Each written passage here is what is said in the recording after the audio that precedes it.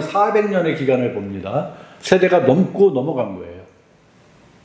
자, 다 죽었어요.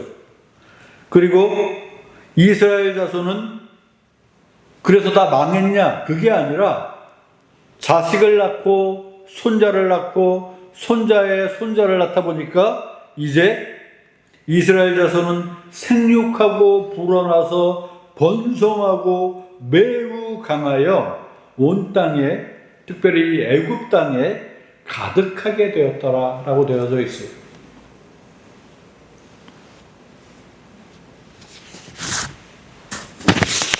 그 이전에 어떤 일들이 있었습니까? 요셉이 애굽의 총리가 되어서 온 세상에 7년간의 풍년이 있고, 그죠? 그 이후에 7년간의 흉년이 있었어요. 그 과정 가운데 그 중심에 요셉을 하나님께서 들어 쓰시는 사건들을 우리는 말씀을 통하여서 나누었습니다. 과거에 원수될 뻔한 자신을 팔아치운 그 형제들은 물론 그의 아비와 동생, 일가족 모두를 애굽으로 인도하고 그 땅에서 번영을 누리며 살 수 있게끔 요셉이 그렇게 쓰임받았다는 겁니다. 그 타이밍에 맞게 태어난 그 가족들, 그 일가족들이 복된 것일까요? 복된 거 맞아요. 그 당시 시대로 보면 동생 잘 만나서, 형 잘 만나서, 아들 잘 낳아서 그 사람들은 이제 그 흉년 시기에도 나름대로 먹고 사는 걱정 없이 그렇게 잘 세상을 행복하게 누리며 살았다는 거예요. 그런데 세월이 지나고 그 혜택을 직접적으로 받았던 그 시대의 1세대들은 다 죽고, 그죠?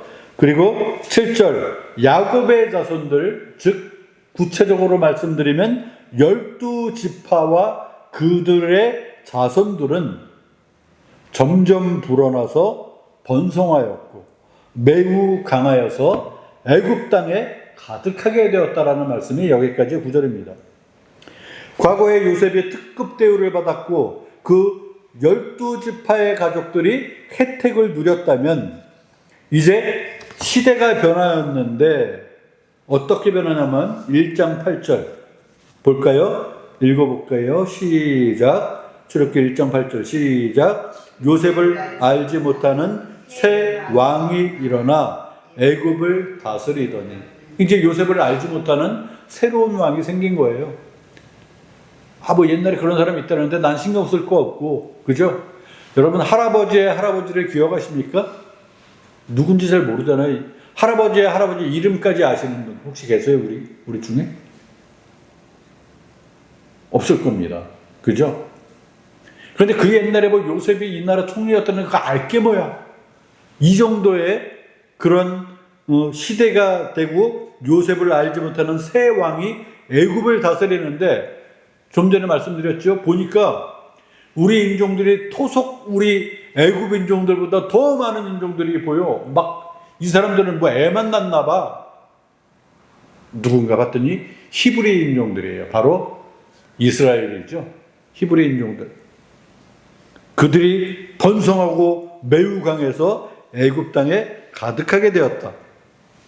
9절 보니까 이 요셉을 모르는 새 왕에게 걱정거리가 미리 생겨요. 뭐냐면 두렵습니다. 뭐가 두려우냐면 저 히브리 사람들이 우리보다 더 많게 되면은 오히려 전쟁이 날 때 적들과 이 히브리 사람들이 힘을 합쳐서 오히려 우리를 대적할지도 모르겠다. 이런 걱정이 미리 앞서는 겁니다. 여러분 예를 들게 생각해 보십시오. 뭐 우리나라 요즘 보니까 중국 사람들이 우리나라 노비자로 들어온다 그래요. 중국 사람들이 많은 게 싫습니까? 좋습니까? 여러분은 솔직히 별로 좋지 않아요. 그죠? 남의 나라 사람들이 우리나라 터 잡고 사는 거 그렇게 좋은 거 아니잖아요. 그죠? 연희동이 원래 옛날에 차이나타운이 될 뻔했습니다. 여기 중국인 학교가 있고요. 지금도 중국 음식점이 많아요. 아직도. 근데 이 동네 땅값이 오르다 보니까 그들이 밀려난 거예요. 저쪽 건대 입구 있는 쪽하고 저쪽 대림동 쪽으로 그렇게 밀린 거거든요. 자, 그 사람들이 더 많아져서 막 눈에 띄는 사람마다 중국 사람이라고 생각하면 우리나라에 다시 한번 남북전쟁이 났다. 그들이 북한하고 한편이 돼서 우리에게 대적하면 어떡하나? 이런 원리로 생각하면 아주 쉽습니다. 걱정거리가 되는 거예요. 그래서 얘들을 옛날 조상이 뭐 그들을 잘 대우해주고 대접해줬다고 하는데 그건 내가 알 바 아니고 난 이 사람들이 많아지는 게 싫어 하면서 이제 여기에 대한 대책을 세우는데 어떻게 세우느냐면 11절 출애굽기 1장 11절 보면 그들에게 무거운 짐을 지게 하고 괴롭게 하여서 국고성과 람셋을 건축하게 하자. 노가다를 지키자.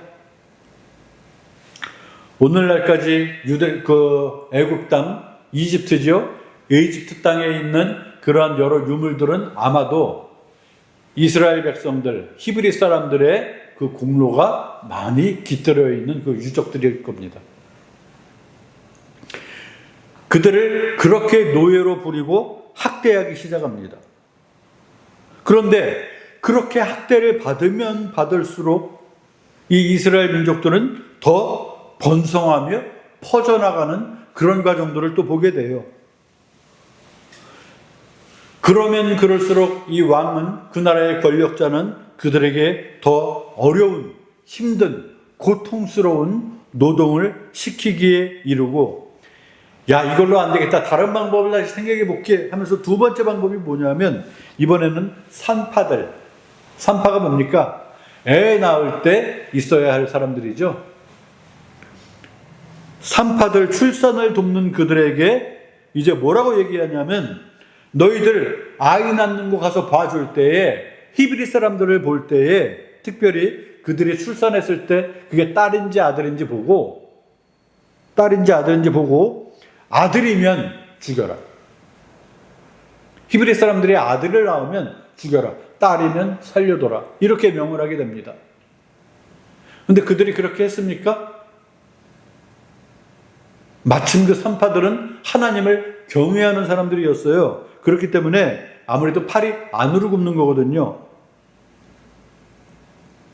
17절에 보니까 산파들이 하나님을 두려워하여 아들들을 살려두었다라고 기록되어 있고요.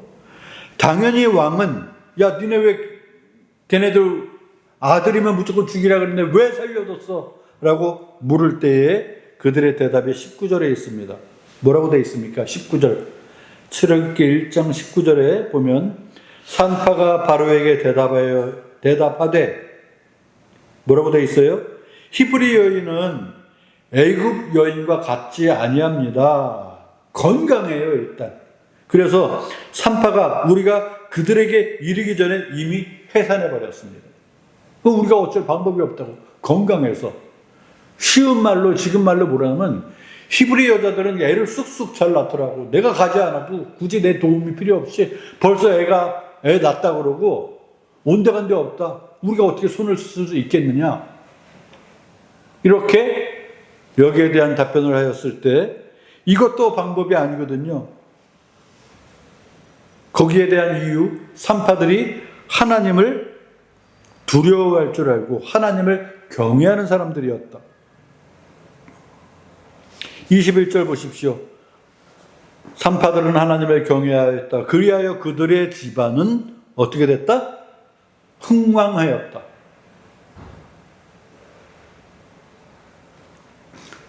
이제 플랜 3으로 갑니다. 바로가 22절 보십시오. 22절 이제 선포하기를 그 모든 백성들에게 이르되 뭐라고 얘기합니까? 22절 다 같이 한번 읽어볼까요?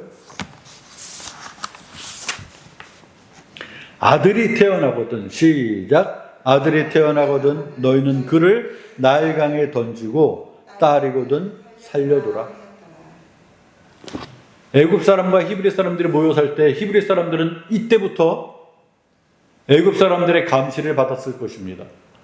임신하잖아요. 그러면 아유 저거 딸이어야 될 텐데 아들이면 죽을 수밖에 없지. 이런 분위기에 살 수 있고요. 낳았어요. 야, 저 집 아들 낳았대. 이웃들이 가만두지 않는 거예요. 이 나라의 왕명이다. 이 나라의 법칙이다. 히브리 사람이 아들을 낳으면 그 아들은 반드시 나일강에 던져서 죽이는 겁니다. 그 시대가 됐어요. 그래서 히브리 사람들은 임신하면 걱정부터 되는 거예요. 그냥 차라리 낳는 거 딸이었으면 좋겠다. 아들이면 정말 위험한데 이거 어떻게 하면 좋지? 옆집 사람에게 들켜요. 그래서 아이를 뺏겨요. 나일강에 던져줘요. 아이를 졸지에 잃게 돼요.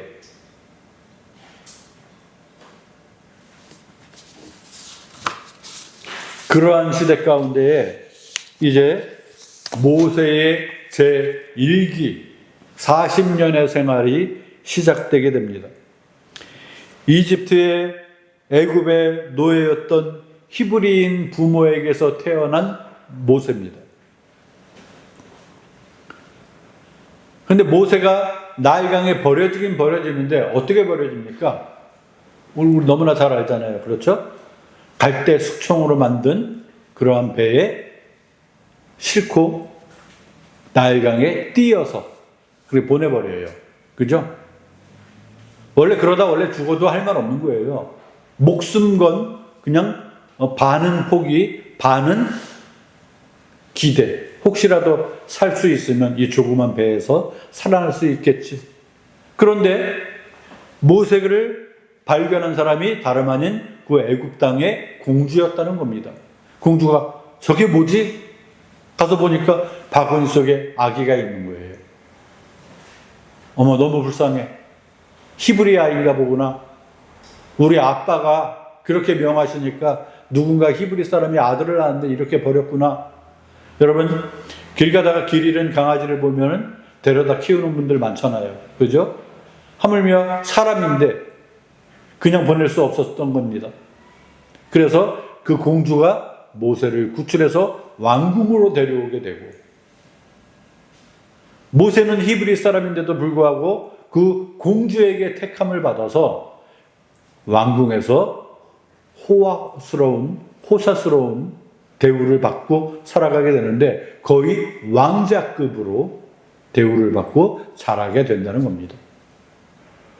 강아지도 주인 잘 만나면 출세한다고 그러잖아요. 그죠? 주인 잘못 만나면 잡아먹히는 거고 버림받는 거고 그죠? 정말 주인을 잘 만나면 웬만한 사람보다도 더 좋은 대접을 받고 사는 세상이에요. 그죠? 모세가 그랬습니다. 공주에게 택함을 받아서 물론 하나님 섭리 가운데 하나님 인도하심이 분명히 있었겠지만 그 애굽 땅의 왕자로 40년을 살게 됩니다. 최고의 교육을 받았을 것이고요. 그리고 이집트의 모든 지혜를 이제 배우게 되었을 것입니다. 그런데 살아가는 도중에 장성하였을 때 동족인 자기는 히브리 사람인 걸 알았을 거예요. 같은 히브리 사람이 우연히 이집트 사람들 틈에 괴롭힘을 당한을 보고 어떻게 했습니까? 그 이집트 사람을 모세는 보다 못해 때리다 못해 쳐 죽였어요. 그 소문이 나게 되죠. 그 소문이 나게 되고 히브리 사람이 감히 이집트 사람을 죽였다라는 소문이 나면 모세도 목숨을 면치 못할 것이다 라는 그 두려움으로 모세는 드디어 왕궁을 탈출하여 미디안 광야로 떠나게 되는 말씀으로 이어지게 되는 것입니다.